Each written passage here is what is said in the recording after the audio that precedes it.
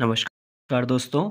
UKPSC PCS exam को ध्यान में रखते हुए 2 महीने का टारगेट है, जिसमें कि हम उत्तराखंड उसके साथ साथ सामान्य अध्ययन जो प्री एग्ज़ाम के लिए ज़रूरी है सिलेबस के अकॉर्डिंग उसे हम पूरा कवर करेंगे। इसी क्रम में हमने जो है अभी तक प्रागैतिहासिक काल को कवर किया था और फिर उसके बाद इंडस वैली सिविलाइजेशन को। वैदिक सभ्यता के अंतर्गत अब हम प्राचीन भारतीय धर्म दर्शन को देख रहे हैं, जिसमें कि हम अभी इस वीडियो में आज जैन धर्म को देखेंगे। ठीक है, लेकिन जैन धर्म यहाँ पे कंप्लीट नहीं होगा। आप सोच रहे हैं वीडियो काफ़ी छोटी है तो क्या कंप्लीट होगी? बिल्कुल नहीं, ये इसका 1% है जो आज इस वीडियो में आप देखने वाले हैं, लेकिन इससे आपको पता चल जाएगा कि कितने ज़्यादा डिटेल यहाँ आपको देखने को मिल रहे हैं। तो चलिए वीडियो को शुरू करते हैं। जैन धर्म, जैन का मतलब होता है जिन। ठीक है, और इसको अगर और डिफाइन करें तो इसका अर्थ होता है इंद्रियों पर विजय प्राप्त करना। जिन का मतलब इंद्रियों पर विजय प्राप्त करना। ठीक है, प्रवर्तक, जैन धर्म के जो प्रवर्तक थे यानी कि एक तरह के इनके संस्थापक सबसे पहले कौन थे? वो थे ऋषभदेव, 1500 ईसा पूर्व। इनको मतलब इन्होंने 1500 ईसा पूर्व, ईसु मसीह के जन्म से भी 1500 साल पहले इन्होंने जो है जैन धर्म की स्थापना की थी। ठीक, और ये इसके प्रथम तीर्थकर थे। और कुल यहाँ पे 24 तीर्थकर ऐसे हुए हैं जिन्होंने इस धर्म का प्रचार प्रसार किया है सब जगह। ठीक है, और ये जो डिटेल हैं ये डिटेल हमें ऋग्वेद में देखने को मिलता है। इसलिए इस ऋग्वेद, हमारे जो वेद है उसमें लिखा गया है इस धर्म के बारे में, तो उसके बेस पे ये जो फैक्ट है बिल्कुल प्रूफ हो जाता है कि हाँ ये वास्तव में उस समय एग्जिस्ट करता था। 23वें जो तीर्थकर थे वो थे पार्श्वनाथ। ठीक है, अब क्योंकि आप सोच रहे होंगे कि बीच के तीर्थकर को क्यों छोड़ दिया, क्योंकि देखो उनके बारे में अब जितनी भी कॉम्पिटिटिव बुक है उसमें नहीं मिलेगा आपको देखने को। आपको सिर्फ मिलेगा या तो आप कहीं चैट जीपीटी या गैफो करके निकालते हो या जो वैदिक ग्रंथ है उनको निकालते हो। ठीक है, लेकिन जो इंपॉर्टेंट है उनको ही हमको बुक में देखने को मिलता है, और वहाँ से क्या होता है ना कि एग्जाम के पॉइंट ऑफ व्यू से ये इंपॉर्टेंट हो जाते हैं। ठीक है, तो चलिए इसी में देखिए आगे। 23वें जो तीर्थकर थे उनका नाम था पार्श्वनाथ। ठीक है, और ये निग्रंथ संप्रदाय के संस्थापक थे। ठीक है, निग्रंथ संप्रदाय जो जैन धर्म है उसका मतलब होता है निग्रंथ का कि ये बंधन रहित होते हैं, मतलब किसी भी तरह की रोक टोक नहीं होती आप पे, हम किसी भी बंधन में नहीं रहते हैं। ठीक है, तो ये निग्रंथ संप्रदाय के बंधन रहित जिसको कहा जाता है उसके फाउंडर थे। ठीक, वास्तविक संस्थापक जिनको माना जाता है वो है महावीर स्वामी। ठीक है, ये 24वें तीर्थकर थे और इनका बचपन का नाम वर्धमान था। ठीक है, मोस्ट इंपॉर्टेंट है महावीर स्वामी, इन्हीं से आपको जो है ज़्यादातर क्वेश्चन देखने को मिलते हैं। इनका जन्म 540 ईसा पूर्व कुंडग्राम बिहार में हुआ था। ठीक है, और इनके पिता का नाम सिद्धार्थ था जो कि ज्ञात्रिक वंश के थे। ठीक है, इनकी माँ का नाम त्रिशला था और ये वैशाली के लिच्छवी वंश के जो शासक थे उनकी बहन थी। उन शासक का नाम था चेटक। ठीक है, चेटक है ये। ठीक है, और ये तो क्यों आया यहाँ पे, इस पे मैंने एक वीडियो में बताया था कि क्या प्रॉब्लम हो रखी है जिस वजह से जो है मैं सही से हिंदी टाइप नहीं कर पा रहा हूँ। पत्नी, पत्नी का नाम इनका यशोदा था। पुत्री प्रियदर्शनी। ठीक है, कहीं प्रियदर्शना भी देखने को मिलेगा।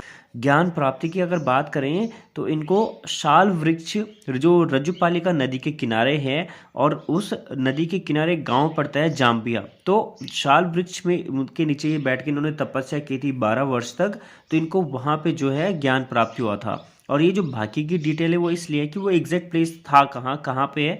तो जो शाल वृक्ष है ये है रज्जुपालिका नदी के किनारे और गांव का नाम है जाम्बिया। ठीक है, और ये पड़ता आपके बिहार में। ठीक,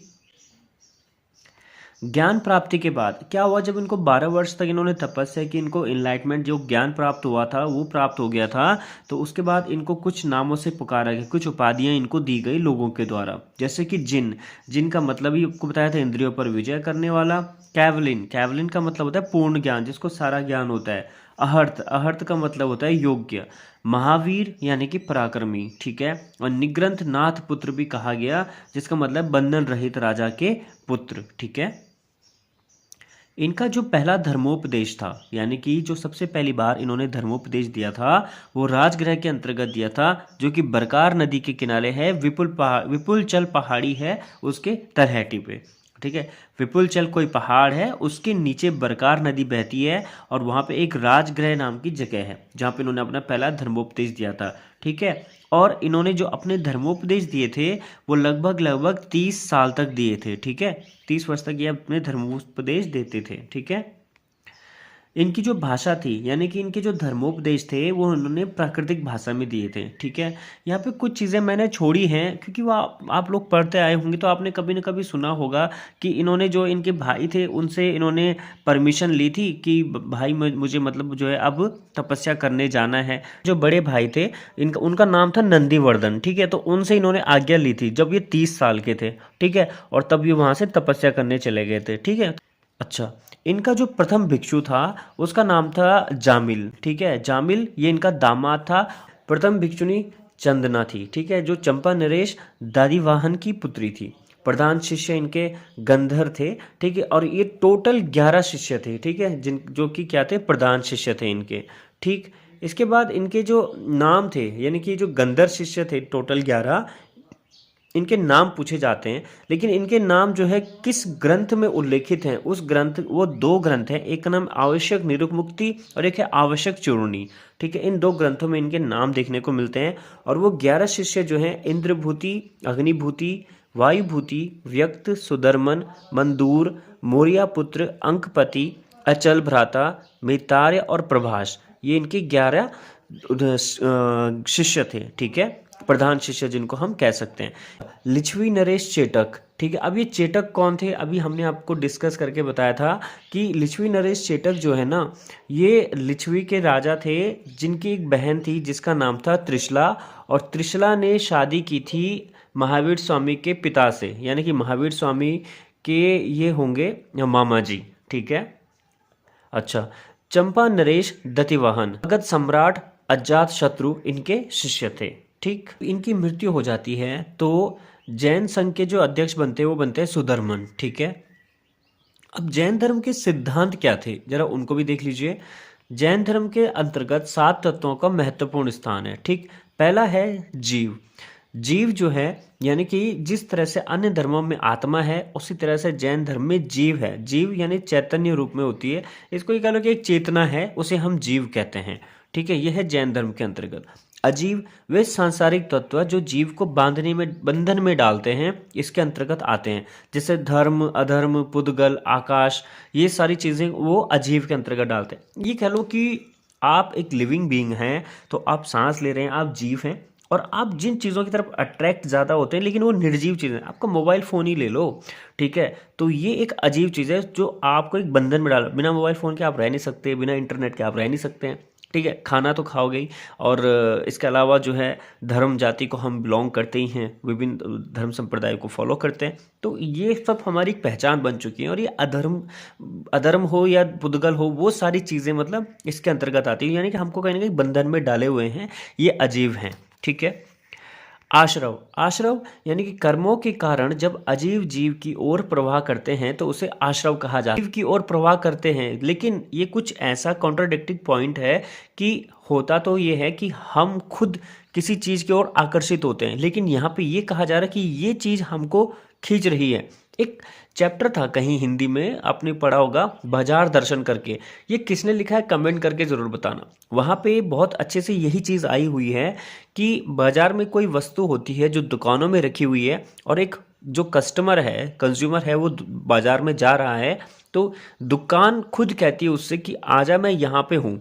यानी कि अगर सब्जी है, फल फ्रूट हैं, मोबाइल फ़ोन है, कोई भी ऑब्जेक्ट है, कोई भी महंगी एक्सपेंसिव चीज़ है, तो कुछ ऐसा प्रतीत होता है कि वो वस्तु खुद कह रही हो कि मैं यहाँ हूँ, मुझे लेके जाओ। वो डायरेक्ट आपकी जेब से बात कर रहा हो कि इतना पैसा दे और मुझे लेके जा। ठीक है, तो ये एक कुछ वही चीज़ यहाँ पे बताया गया है कि कर्मों के कारण जब अजीव जीव की ओर प्रवाह करते हैं तो उसे आश्रव कहते हैं। अजीव करता है जीव की ओर, हाँ, जीव नहीं करता है। ठीक है, अब बंध क्या है? बंध का अर्थ है बंधन से। जब जीव कर्मों के कारण अजीव से घिर जाता है तो उस अवस्था को बंध कहते हैं। ठीक है, ये तो आप समझ ही गए होंगे।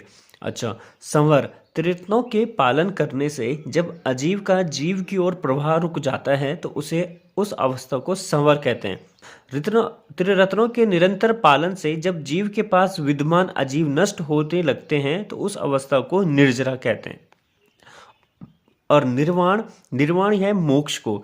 जीव के पास विद्यमान अजीव नष्ट हो जाते हैं तो उस निर्वाण मोक्ष की, उसे मोक्ष की प्राप्ति होती है। जीव से अजीव का वियोग ही निर्वाण कहलाता है। जब आपको मतलब आप किसी चीज़ का मोह माया ना रहे, चाहे वो कोई एक्सपेंसिव चीज़ है, कोई भी चीज़ है, धर्म बंधन वगैरह से आप मुक्त हो जाते हो तो उसे निर्वाण मोक्ष कहा गया है। ठीक है। और मोक्ष प्राप्ति का जो सिद्धांत है निर्वाण, वो यही है जैन धर्म के अनुसार कि प्रत्येक जीव को अपने कर्मों के अनुसार विभिन्न योनियों में पुनर्जन्म लेना पड़ता है। ठीक है ना। जैन धर्म में पुनर्जन्म का कारण कर्म फल को माना गया है। त्रिरत्नों के पालन करने से जीव को कर्म फल से विमुक्ति मिलती है। ठीक है। हमने इससे पहले वैदिक सभ्यता पढ़ी थी जहाँ पे हमने 16 कर्म कांड पढ़ी थी, जिसमें अंतिम था एक अंतिम संस्कार कांड। ठीक है। तो उसके बाद वो जो क्रियाएं होती है मरने के बाद, जो पुत्र के द्वारा की जाती है अपने पिता के लिए, ठीक है, जो भी उनके वंशजों के द्वारा किया जाता है, वो क्यों होता है कि अब जो है उन्हें इस जीव योनि से मुक्ति मिल जाए और वो जो है बैकुंठ की ओर चले जाएं। वो हमारे हिंदू धर्म में लिखा हुआ है। और यही जैन का भी जो स्टेटमेंट है वो कह रहा है कि कर्म फल से विमुक्ति हो जाती है और जैन धर्म में मृत्यु के बाद निर्वाण की प्राप्ति होती है। ठीक है। लेकिन उसके लिए कर्म करना पड़ता है। ये कर्म में बिलीव करते हैं ज़्यादा। ठीक है। अच्छा, जैन धर्म के त्रिरत्न क्या हैं? ठीक है। सम्यक श्रद्धा, दर्शन। जैन तीर्थंकरों एवं उनके बताए गए मार्गों पर पूर्ण विश्वास करना ही सम्यक श्रद्धा और सम्यक दर्शन है। जो अभी त्रिरत्न की बात हो रही थी उसमें सबसे पहला सम्यक श्रद्धा, सम्यक दर्शन, जिसको हम बोलते हैं कि उनके बताए गए मार्गों पर पूर्ण विश्वास करो। ठीक है। और यही सम्यक श्रद्धा, सम्यक दर्शन है, मतलब सच्चे मन से भरोसा करो। ठीक। दूसरा है सम्यक ज्ञान। जीव एवं अजीव के वास्तविक स्वरूप को जानना, अर्थात जैन सिद्धांतों का पूर्ण ज्ञान ही सम्यक ज्ञान है। यानी कि कोई जीव है, एक अजीव और जीव है, वास्तविक स्वरूप को इसको समझो। मैं एक एग्जांपल लेता हूँ। एक आईफोन है, ठीक है, 3 कैमरे वाला। ठीक है। अब इतना एक्सपेंसिव है। ठीक है। उसके बाद एक कंपनी अगले साल फिर एक नया वेरिएंट लॉन्च कर देती है, सेम टू सेम चीज़ों को, और एक फीचर ऐड कर देती है, और फिर लोग क्या करते हैं, इसको ड्रॉप कर देते हैं, इसकी तरफ भाग जाते हैं सिर्फ एक फीचर के आने से। इसके बाद फिर एक और लेके आएगी, उसमें भी एक छोटा सा फीचर ऐड करेगी, सेम टू सेम डिट्टो रखेगी, और आप लोग फिर उसकी तरफ भागना शुरू करोगे। मैं नहीं भाई, मैं तो 5,000 का फ़ोन यूज़ करता हूँ। ठीक है। तो कहने की बात यह है कि जब आप इस चीज़ को समझ जाओ ना कि एप्पल में यहाँ इसमें भी कुछ नहीं था, बस एक फीचर ऐड करके सेम प्राइस में दे रहा है, यहाँ भी कुछ नहीं था, यहाँ भी, तो आप यहाँ जाओगे ही नहीं। ठीक है। आप ना मेरी तरह रेडमी का फ़ोन ले लोगे और 7-8 हज़ार पे बोलोगे भाई यही ठीक है, फ़ोन ही तो करना है। जब आपको ये रियलाइजेशन हो जाएगा तब आप एप्पल के पीछे भागना बंद करोगे। खैर ये आपको नहीं कह रहा हूँ, मतलब एक समझाने की बात कर रहा हूँ कि ऐसा होता है। एक्सपेंसिव जो चीज़ें होती हैं वो कुछ ऐसे ही हमको पागल बनाती हैं। तो ये जीव और अजीव के वास्तविक स्वरूप को जानना बहुत ज़रूरी है। ठीक है। तो जैन सिद्धांतों का पूर्ण ज्ञान ही सम्यक ज्ञान। ठीक। इसके बाद है सम्यक आचरण।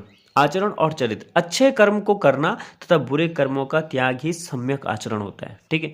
कर्म करते जाओ, बुरे कर्मों का त्याग करो, तो ये आपका सम्यक आचरण बनता है। ये इसके त्रिरत्न है। तो एक बार त्रिरत्न को शॉर्ट में देख लीजिए कि सबसे पहला है सम्यक श्रद्धा, फिर है सम्यक ज्ञान, और उसके बाद है सम्यक आचरण। ठीक है। तो अब इन त्रिरत्नों के बाद हम मिलेंगे अगली वीडियो में, और उसका टाइम मैं थोड़ा सा ज़्यादा करूंगा ताकि आप लोगों का फोकस बना रहे वीडियो में। ठीक है। इससे थोड़ा और बढ़ाऊंगा टाइम को, और एक लास्ट फाइनल वीडियो निकल जिसमें पूरा का पूरा कंप्लीट कर दूंगा।